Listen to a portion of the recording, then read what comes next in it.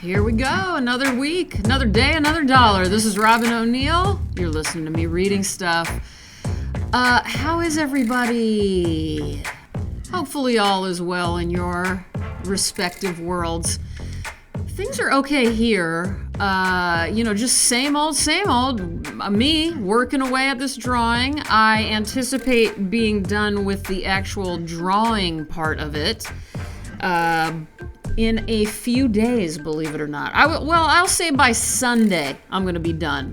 And Damien we've agreed that when I'm fully done with it, we are taking a little one-night trip to our favorite hotel / restaurant.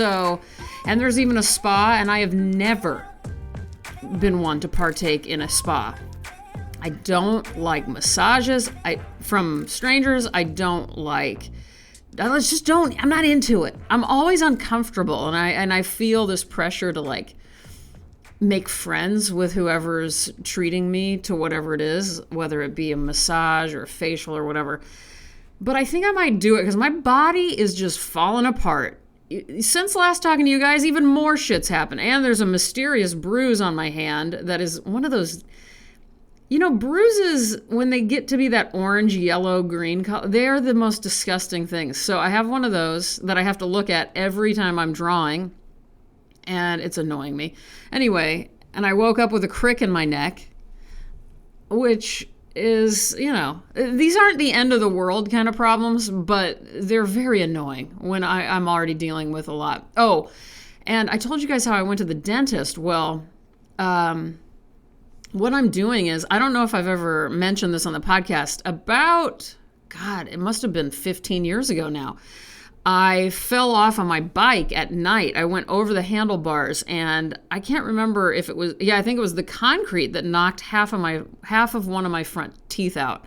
So I have half of that tooth is fake. And over that many years of being a major tea and coffee drinker, it discolors differently, and it's driving me crazy. So right now it's like half of it is a brighter white and the other half is a, duller brownish white. And it's not cool. It's not like ombre or anything. You don't want ombre teeth, but this is kind of looking like an ombre hairstyle on my tooth. And I knew eventually I'm going to have to deal with this. And you kind of have to get it recapped anyway eventually. So I don't want to. Did I already mention all of this on here? I can't remember. Well, anyway, so I'm in the middle of this whitening treatment at home. I had custom trays made, and now I'm trying to whiten my teeth so that they don't have to put like a brown cap on it. I am really fearful that I already mentioned all of this on here last week, but who cares? Whatever. And hey, if you're new to the show, welcome. This is Robin O'Neill talking about my teeth. So long story short, I can't drink coffee right now. There's no coffee in my life, and that is really difficult because your teeth are more porous when you're in this process, so they're going to get even more discolored if you drink coffee or red wine or whatever. And again, I don't even drink caffeine. I drink decaffeinated coffee because of my heart problems, and I'm just like, this is sad. It's driving me crazy just because one of the ways I get through these large drawings that are so labor intensive is the joy I have with liquids. They call me Robin 3 Liquids O'Neill. I always have a kombucha, a water, and a coffee with me at all times. So this is challenging. Like right now, my morning drink of choice was a Topo Chico, which I do love a Topo Chico. I love the intensity of the fizz on a Topo Chico, but it's not coffee, And I keep thinking, the whole time I'm saying all this, I keep going, go ahead and have a coffee. Who cares anymore? And I kind of don't care. And my teeth haven't gotten that much whiter anyway. I feel like I just kind of naturally have not the brightest white teeth. So, and why do I care? Am I a celebrity? Am I a model? No to both of those questions. Anyway, I'll be back soon. I'm going to be drawing and drinking my Topo Chico. Check in with you guys in a bit. Update, I did make a coffee. I just put extra cream in it, so it's less healthy. but it's not as dark. And then I called the dentist and they said, just try to drink it not slowly. Try to drink it pretty quickly and then rinse water and then brush your teeth a half hour later. So I can do that. It seems like I can handle this. I was thinking, most people do have a caffeine need. And so other people have had to do this in the past, I'm assuming. I've been watching documentaries and drawing in the meantime, by the way. So we're catching up a couple hours later. And I was thinking about how not long ago I went on some of Damien's tour on the West Coast, if you guys remember. And I had seen all of these beautiful things. I was in Big Sur, and, if you remember, I went to the Henry Miller Library, which is so gorgeous and has so many books that I was, obsessing over, and I took so many photos. And I was thinking how sad it is that life has been, this isn't true for everyone, so I don't want to speak for everyone, but life is just so busy for most people. And definitely has been for me, where I realized I never even looked at the photos from that little trip. And it kills me because I had to look back and get something off of my phone. And I have my phone turned off today. So I was like, I better do everything I need to do while I have this turned on. And it just made me sad, like thinking about how there's never any time to just, digest and, remember and kind of explore.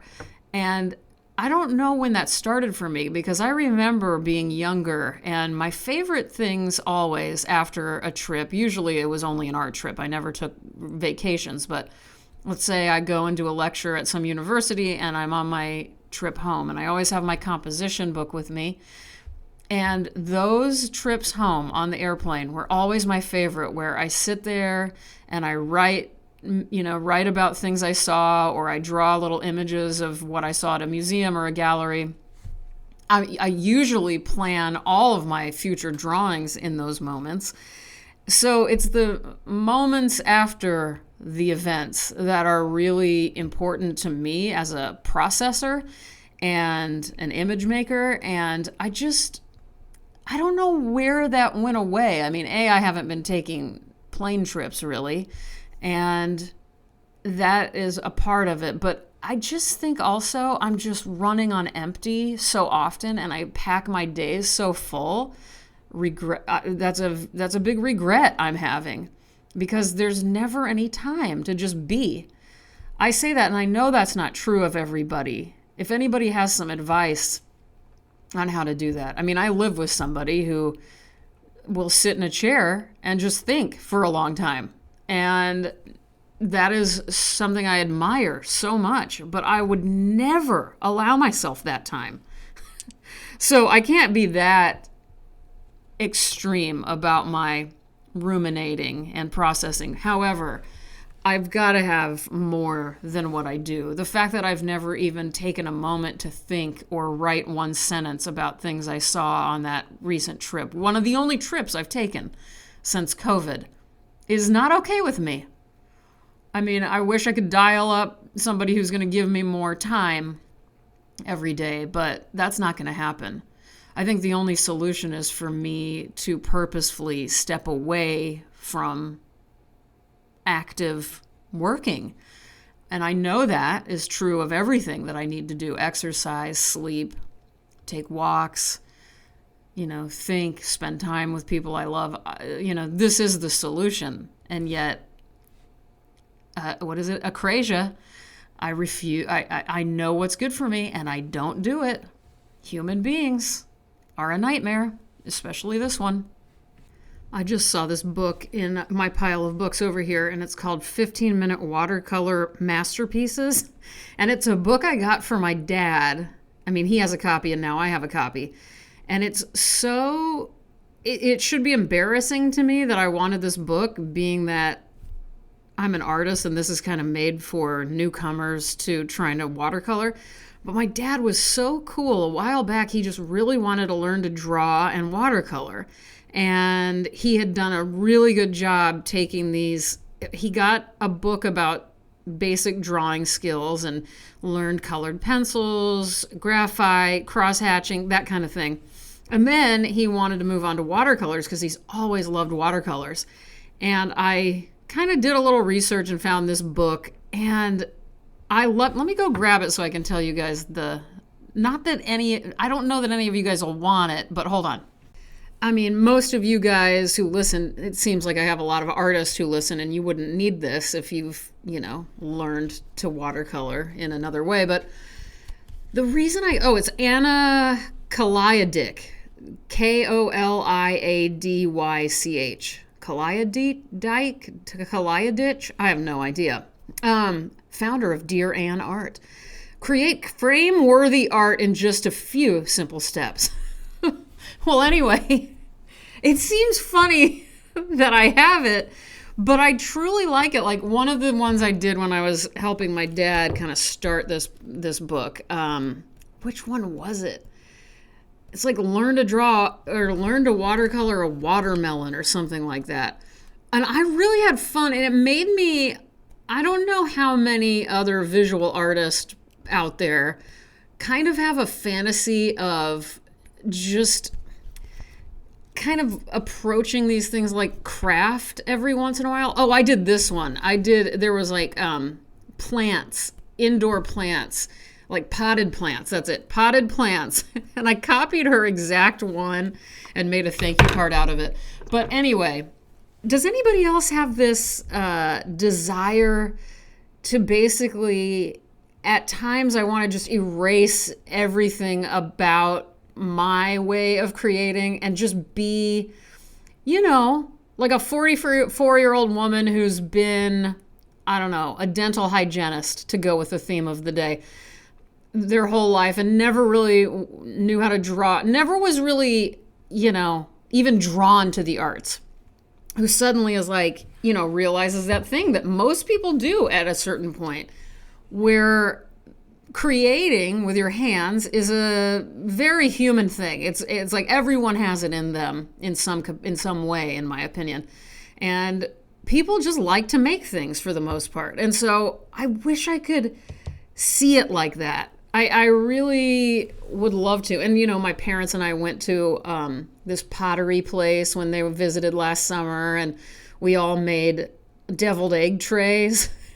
And it was just so much fun, to have that, what is that fresh attitude towards making things is something that's really hard to do that when you do this as a job, I guess. But I did it another time. I remember after my hell drawing, long story short, if you're new to the show, again, welcome. I don't know if you drunk stumbled upon this podcast or if you purposely got here, but I'm glad you did.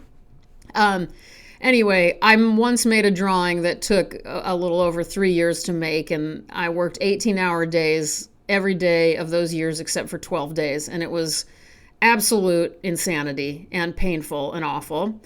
And afterwards, long story short, a million bad things happened after I presented it to the world, and I was beyond depressed.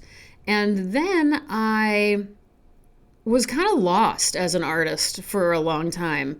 And one of the things I wanted to do, I think because of the same desire I had to buy this 15-minute watercolor masterpieces book, was to just connect with my original child self about why I loved making art. And so the Michael's craft store near my house in the valley outside of LA had, I think it was called something like Learn to Paint a Seascape. And if you don't know my work, I've drawn, anyway, a lot of oceans. And, currently I'm spending months drawing a version of an ocean here. And I just thought, how ridiculous and fun is this going to be for me? And I remember it was a weird experience. You paid for the class and you got like an 18 by 12 canvas, one of those ones that isn't even stretched, like a canvas board. And we all were supposed to paint the same seascape. It was like a sailboat and whatever. And we were doing some prep work on the first class, and I remember saying, I can't remember what I had told the teacher. I didn't say that I was an artist at all. I just acted like I was a, normal human, a civilian. And I can't remember what I asked. I was like, I really want to put something in the corner of this. And she was like, she explained very sweetly, well, you can actually, whatever it is you want to paint, you just simply Google that word and you can hit the tab. There's a tab there that you can hit, a button that says images, and you can find any image of anything you want. And I'm not making fun of her, because truly, probably, maybe a lot of people go into that class not knowing that, but I'm like, oh my God. And I'm looking at it right now. My enormous amount of file folders that are perfectly organized of all of my source material, like feet, hands, left hands, right hands, birds, nocturnal plants, men's heads, the back of men's heads, sweatsuits, Nike tennis shoes. I mean, tree stumps, volcanoes, you name it, I have a folder for it. And it was just sweet and simple. And I still to this day wish I could lead a double life and have some sort of more typical, normal ass job, and then come home, make dinner, watch TV, read, and go to bed. Do that Monday through Friday. And then on weekends, maybe on Saturday afternoon, you make a painting. Doesn't that sound good? I mean, I don't know. Maybe to some people who have that life, my life sounds good. But I think their life is better. I really, truly do. I don't know. Anyway, I was looking at that book as I was preparing to come back on here, and I'm that 15-minute watercolor, and I'm just going, oh my God, I want to just take a week and get away and read and do little crafty projects so badly. Do you guys think I should? One of my favorite things about living in Washington State is, and I don't know where else this is true, but here, when you're leaving a restaurant or grocery store or whatever, and, have a nice rest of your day, everywhere I've ever lived before, people say, you too, but here they say, you as well, which I find so beautiful and, just really nice. And I've finally gotten used to it. I always felt kind of like brutish when I would accidentally say you too back. And I normally don't take on my environment's things. Like, I don't talk like a valley girl, even though I lived in the valley. And I never said y'all, even though I moved from Nebraska to Texas. And I didn't sound like Mike Ditka or whoever's from Chicago when I lived there. But this is the one time I've ever taken on an environmental or, I don't know, a regional expression like that. And I really, really love it. What do you guys say? You too? You as well? Is there something I've never heard of that you guys say? I want to hear it. Also, what are you guys eating for breakfast these days? Hit me up. Let me know on Instagram or Twitter. It's Robin_O'Neil. ROBYN_ONEIL. By the way, you guys, if it's not obvious, I'm still doing the recording little by little in like a collage style experience on the podcast, like I'm writing you an audio letter rather than sit down and record it all in one take. And so far, ever since I've started doing this, some of you regular listeners have said a big thumbs up to this. So I'm going to ask another time, does it change anything? I know sometimes I've gone much, much longer than I used to. But other than that, has it changed anything in a negative way? Are you fine with it? Is it not that big of a deal? Do you want me to shut up and stop asking you questions? Let me know. At this point, it is making it easier and more pleasurable, because I do everything in spurts anyway, where I'll be drawing and then suddenly I need to go find a book that I thought of. I'll be drawing and then I'll suddenly need to go find my phone and text my mom a question, or pull up a recipe or whatever. And so it's also when I have these needs, these moments of needing to express something or ask something to you guys, to talk to you guys about something, it's very nice to just run over here. I just have been trying to keep my microphone connected to my computer, and I just, leave my drawing for a split second, come on over and talk for a little bit. So it's working for me. Is it working for you? I also have, this is like survey time or something. I need a lot. I want input. So I'll be, I did have to close my shop because of the intensity of studio time right now. My book is still available if you haven't gotten 20, I almost just said 50 years of drawing.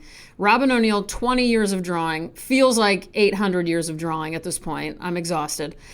You can still get that. But all my other fun stuff on the shop is not available until the spring, probably early May. And, I make things all the time when I get out of my studio, making things with yarn and what have you. I was wondering if there's anything you guys think that you've liked having available the most, because a lot of the Me Reading Stuff listeners are the ones who frequent the shop and buy things. So do you like the modeliers? Do you like the ceramics the most? What else is there? Weavings, tapestries. I'm working on a tapestry that I'm definitely going to put up there, I think, and I'm really excited about it. But I'm just curious for you guys who listen and give a shit about me in some form or fashion, which things you actually like me to provide to the shop. Because I definitely want to continue doing the shop. As soon as I'm done with this crazy process, I'm ready to start rolling on that. So let me know on that. And without further ado, I think it's time to start reading. So I'm very excited. You guys know one of the biggest, I would say, contributors to the show, in that she often recommends some of the best poetry I've read on here, is the great poet Stephanie Gehring. That's Goehring. I've read her work on here. I read from a recent publication of hers that is called From the Water Inaudible. And the inaudible is in parentheses or brackets. And, I've talked to you guys endlessly about the genius of Stephanie. And she was posting on her Instagram several times about this book. And the little bits that she kind of teased her viewers with were so intriguing. It took me a while to track this book down, but I'm going to be reading from Phone Bells Keep Ringing for Me by Choi Seungja. That is the South Korean feminist poet and translator. And I'll put a link in the description to Action Books. That's who published Phone Bells Keep Ringing for Me, which, by the way, isn't that a great title? And Choi Seungja is, I don't know a lot about her other than this book that I've now read. I took it with me. I had to get an infusion yesterday, and so I had a lot of time to kill while that was going on, sitting in this little cozy chair. I got through the whole thing in about an hour and a half or an hour, and it is a frightening book in a lot of ways. Frightening book of poetry. Threatening almost, and very consumed with death, and a lot about food and what we put in our bodies. But that sounds like I'm telling you this is a diet poetry book, which, by the way, new genre, good idea for you guys. Whoever's first to write the new diet poetry book, I will be the first to read that on the podcast. I've marked a few of them, and I'm gonna start with the first one in the book. But anyway, visit Action Books and see if you can find one of these. I finally tracked one down through IndieBound, which is my favorite place to go when I have trouble finding something. But this was published in 2020, and it's a great collection of Seungja's work. Yeah, I'm just very taken with her. I don't really know what to say. Let's read one. This one is called Already I. Already I was nothing. Mold formed on stale bread. Trail of piss stains on the wall. A maggot-covered corpse 1,000 years old. Nobody raised me. I was nothing from the beginning. Sleeping in a rat's hole. Nibbling on the flea's liver. Dying absent-mindedly in any old place. So don't say you know me when we cross paths like falling stars. I don't know you, I don't know you. You, thou, their happiness. You, thou, their love. That I am alive is no more than an endless rumor. Whoa, that ending. That I am alive is no more than an endless rumor. That's the quote I'm going to have to use. You guys know that I still write little quotes in the description of every podcast at the bottom. I'd love to direct you there. I used to write little tales, little things. And now I'm writing. I always give the writer, whoever I'm reading, I give them a quote, and then I do a quote, which is usually something brilliant by the writer I've read on that podcast, and then something super dumb by me. Like, I'll just talk. I made tater tot casserole this week or whatever. Okay, let's read 30 Years Old. Here we go. When you can't live like this or die like this, the age of 30 comes.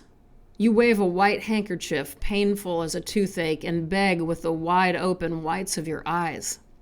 My dreams are a cancer cell sprouts in my stomach, getting married, a poison wide awake in my liver and intestines.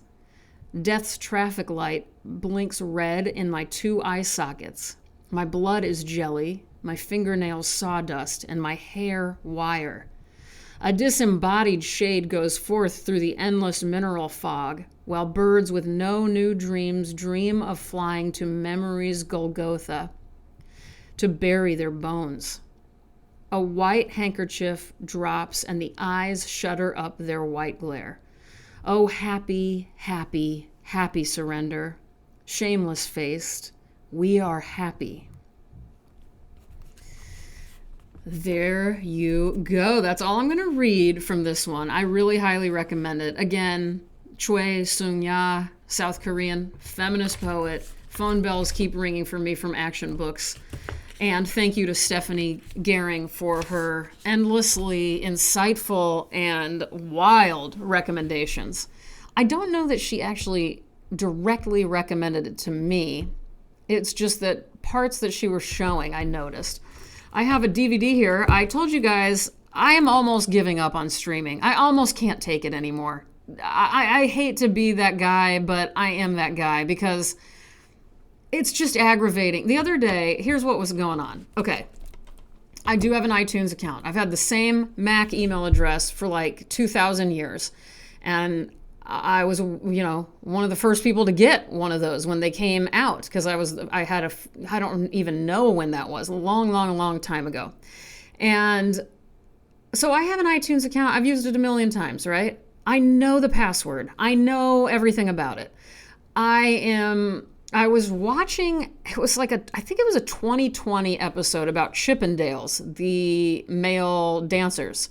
Bikini dancers like Magic Mike, right? In the 80s. And it was all about the people who started Chippendales and the murder for hires that happened as a result of business dealings and all sorts. It was very fascinating. And I did not realize that, what's his name? Paul Snider, who I knew as the guy Eric Roberts plays in Star 80, that movie, starring him and Mariel Hemingway. So I was like, whoa. So Paul Snider is the one who had the idea for Chippendales, which was the first male kind of strip dance club there was. And I was blown away by that. And there was a lot of information about him that I had never heard because I only really knew about him as the guy who killed his Playboy model girlfriend. So, and this movie, Star 80, I was getting on iTunes. I was like, I'm going to rent it because I used to have it. And again, as I told you guys, divorce, phantom limb, object syndrome. Where's my Star 80 DVD? I have no idea. It's gone. It's missing. So that's okay. We'll rent it. You know, when you're like really in the mood to just watch something right then and there and you do not want to wait. Well, I was in that mood. So not a problem. They had it available. I was so excited. I typed in my damn password about 50 million times. In all honesty, it was at least 17 times. And I kept saying, rent now and watch now. Whatever that option was, that button. Never went through. I don't know. It would just then go, not blank. It would just act like nothing happened. And after the 17th time, I just gave up and I immediately ordered the DVD. So, little did I know, Bob Fosse directed this movie. But I highly recommend Star 80. Now, I'm a huge Eric Roberts fan, so there's that. I don't know that I'm a huge Mariel Hemingway fan, and I don't remember what I think about her in this one, but I'm very excited to see it again. But yeah, Bob Fosse, Cabaret, Lenny, all that jazz, and Star 80. So that's my story about streaming, and there's just other things. I'm just so sick of it. I love the action now of getting DVDs out and sticking them in. I remember when streaming first became very normal. I was like, I can't believe I used to get up and go put in a DVD and then get out another remote and start dealing with that remote to watch this DVD. And now I really revel in it. I like working for my shit. You know what I mean? You got to work to enjoy things sometimes. And that's what I feel about these. And Damien and I are highly enjoying. Remember when we got our VHS TV combo and put it, a little mini one, and put it, which are becoming very hard to find. If anyone's interested, it is very difficult to find those. Because, you know, they all break. Anyway, we got one and it broke about 6 months in. We got another one. And Damien got me all of these VHS tapes where people recorded daytime TV from the 80s and 90s. And oh my God, it's like every time I do laundry, I, lay all the stuff out on the bed and just hit play on any of them. And it's just like, even the commercials are fun. There's a Clorox one that you may remember if you're as old as me. And it was like a robot in with all these clean clothes, and it was saying, your color's pretty and white's brights too, liquid Clorox too. And I was so excited to hear that again. Like, a lot of memories come up when you watch these things. There was also, I think, a hair commercial with Natasha Kinski, and I'm like, I don't remember her doing hair commercials. That's so crazy. What else? I don't know. Just endlessly entertaining. There's a one tape that somebody recorded all of these TV shows called Generations. And I had never even heard of that, but all of these famous people are on it. Like Vivica Fox is on this show. It's a crazy soap opera, really good. Everybody's just kind of weird and oh my God. So anyway, I'm loving that. This has been What is Robin Watching Corner. Oh my God. Today I watched, oh my God. I don't know what it was called. Let me look this up really quick because I watched it on YouTube. So there's a story of these two young boys who murdered, they're like 8 and 9 years old, and they murdered a 2 or 3 year old. It was called the James Bulger murder inside something, The Boys Who Killed a Child or something. It was Australian 60 Minutes.